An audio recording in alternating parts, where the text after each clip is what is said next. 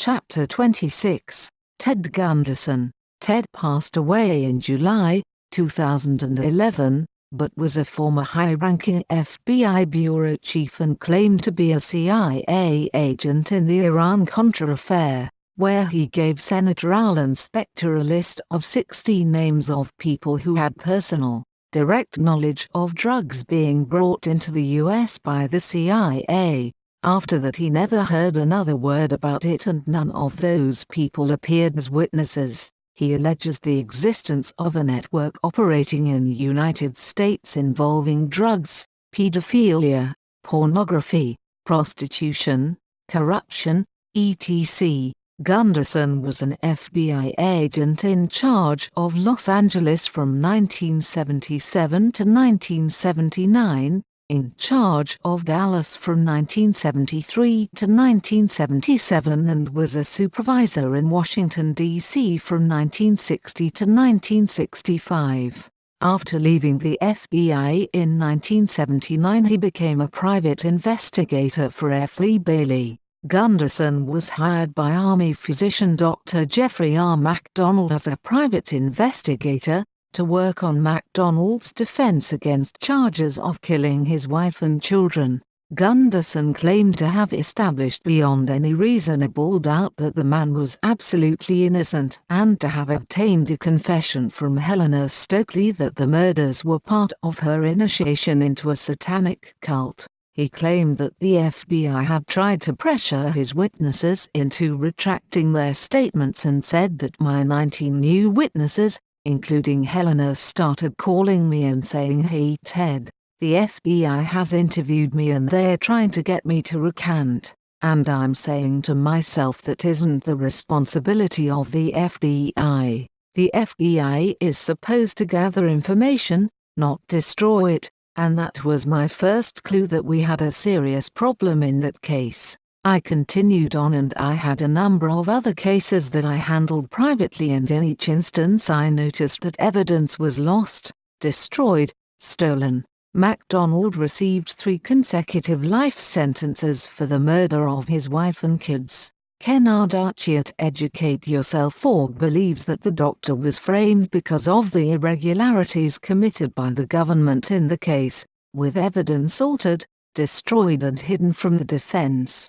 Gunderson alleges that a group named the Finders are a covert operation involving the international trafficking of children under CIA cover. He cited a customs report calling the investigation of the Finders a CIA internal matter. He promoted theories of satanic child abuse in the McMartin preschool trial and claimed to have found a satanic site in Crestline, California that had burned down the day after the allegations of child abuse at McMartin preschool were first published. Symbols found at the site match the appearance of the seals of Asmodee and Belial, from Aleister Crowley's book Gosha, the Lesser Key of Solomon the King. He claimed that there were in his estimation over 3 million practicing Satanists in America, and that he came up with the figure due to his informants. An informant in south-central Los Angeles told him that there were 3,000 practicing Satanists in that area, 3,000 practicing Satanists in Lincoln, Nebraska, and 1,500 in Iowa City, Iowa. He claimed that 50,000 to 60,000 individuals are sacrificed every year, and that about 1.5% of the U.S. population are practicing Satanists. He claimed that the satanic movement has set up preschools throughout the world for the purpose of getting their hands on children, and in many of these preschools the kids are exposed to sex from the time of birth. Gunderson also talked about the New World Order and said that he saw too many things in the field that substantiated the information that he had read in books such as That in Pawns in the Game by William G. Carr. The kidnapping and use of young children by the elites of the NWO as sacrificial victims and sex slaves particularly bothered him. Ed's interest in the ritual abuse of children entered a new phase after he was asked by a group of parents in 1991,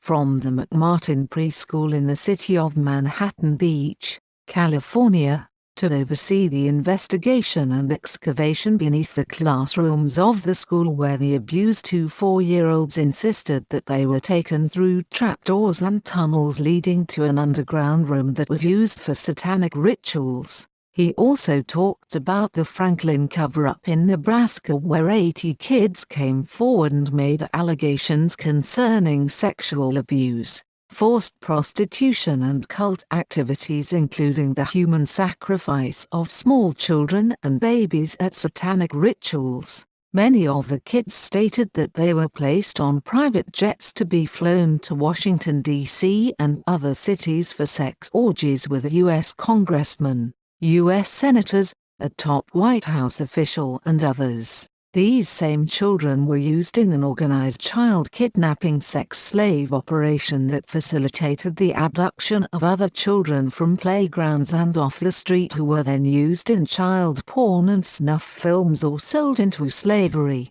Sales of abducted young American kids to foreigners was common. A 13-year-old blue-eyed boy could be auctioned off for more than $50,000 near an airstrip close to Las Vegas or Toronto and then placed on an unmarked plane. One such plane was positively identified as a U.S. Drug Enforcement Administration plane. 15 people connected to the Franklin cover-up have died in mysterious circumstances. Gunderson described the finders as a CIA front established in the 1960s. It has both top clearance and protection in its assigned task of kidnapping and torture programming of young children throughout the United States. Members are specially trained government kidnappers known to be sexual degenerates who involve the kidnapped children in satanic sex orgies and bloody rituals as well as in both the murders of other children and the slaughter of animals. They use a fleet of unmarked vans to grab targeted children from parks and schoolyards. In doing so, they use children within their organization as decoys to attract the victims close to the vans where they are then grabbed by the adults. They then drug the children and transport them to a series of safe houses for safekeeping. They are then used in their ceremonies, for body parts, sex slaves, and some are auctioned off at various locations in the Northern Hemisphere. In the past they have been auctioned off near a location in Las Vegas, Nevada and in Toronto, Canada. Marion David Petty, a leader of the cult, is an identified homosexual, pedophile and CIA officer. His son was an employee of a CIA proprietary firm, Air America, which was notorious for smuggling drugs, destined for the United States, out of the Golden Triangle and into Saigon during the Vietnam War.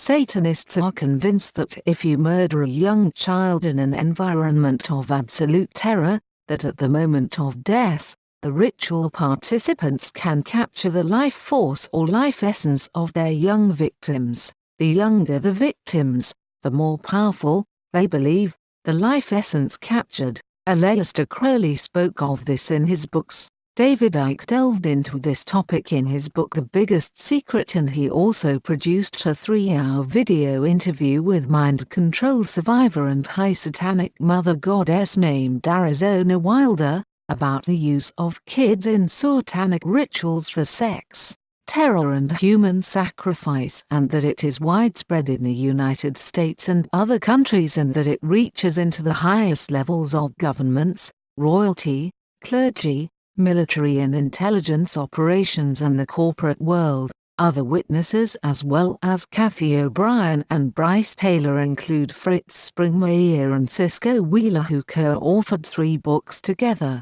Ames Casbold also talked about this topic when commenting on Project Mannequin. The huge child trafficking and satanic ritual murder networks in the UK are heavily connected to Project Mannequin and evil factions in the intelligence community centered around the NSA, CIA and British intelligence. We have 25,000 kids disappearing in the UK each year without a trace. These are classified figures, and the intelligence community-controlled mainstream media suppresses these facts by not giving a voice to the parents of these children by focusing massively on cases of just 1 or 2 missing children a year to take the focus off the bigger picture. My contact revealed that children who are being kidnapped are taken to underground facilities such as the Al/499 and being murdered in horrific ways, and their brain waves are being recorded into computers at the times of death via digital links, through high-tech cranial implants installed into the children's brains. As brain waves and radio waves are basically the same thing, this energy is recorded by supercomputers and is then sent out and broadcast through televisions, radios, mobile phones and masts around the country, and affects the population through increased levels of crime, sexual and child abuse, drug and alcohol abuse, and a lowering of people's morals, as every human has its own telepathic receiver known as the pineal gland located in the brain. I personally witnessed children being murdered during my time in the Al/499 facility, he said. In March 2014, it was reported in a lawsuit that Jeffrey Epstein had kept children as sex slaves on his private island, Little St. James, in the early 2000s. Epstein was a convicted pedophile and a friend of both Bill Clinton and Donald Trump. According to flight logs, Bill Clinton made multiple trips to the Epstein's private island between 2002 and 2005. One unidentified female testified in the lawsuit that "I remember asking Jeffrey what Bill Clinton was doing here, and he laughed it off and said, well, he owes me a favor." According to the Inquirer, the lawsuit claims that Clinton was friends with an unnamed female who kept images of naked underage children on her computer, helped to recruit underage children for Epstein, and photographed underage females in sexually explicit poses. One of the sexually abused slave children was identified as Jane Doe 102, and her testimony shed light on the lives of the world's elite. According to her testimony, she was forced to live as one of Epstein's underage sex slaves for years and was forced to have sex with politicians, businessmen, royalty, academics, etc., said the Inquirer. More than 40 women testified against Epstein and identified him as both a pedophile and sexual predator. He was convicted to 18 months in jail. He served only 13 months.